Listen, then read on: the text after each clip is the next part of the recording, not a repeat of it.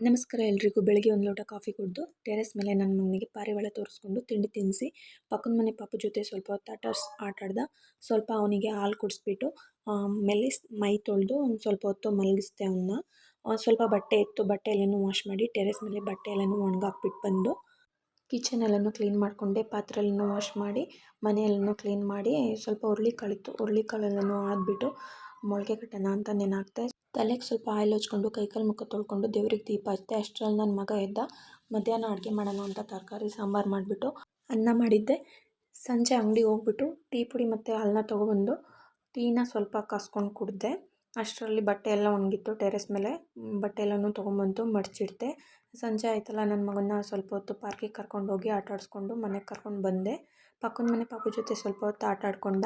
Next ಮಧ್ಯಾಹ್ನ ನೆನಕ್ಕಿದ್ದು ಹುರುಳಿಕಾಳೆಲ್ಲ ಚೆನ್ನಾಗಿ ನೆಂದಿತ್ತು, ಅದನ್ನೆಲ್ಲ ಮೊಳಕೆ ಕಟ್ಟಿದೆ. ರಾತ್ರಿ ಊಟಕ್ಕೆ ನಾನು ಮುದ್ದೆ ಮತ್ತು ಅನ್ನನ ಮಾಡಿದ್ದೆ. ಮಧ್ಯಾಹ್ನದ ಸಾಂಬಾರಿತ್ತು.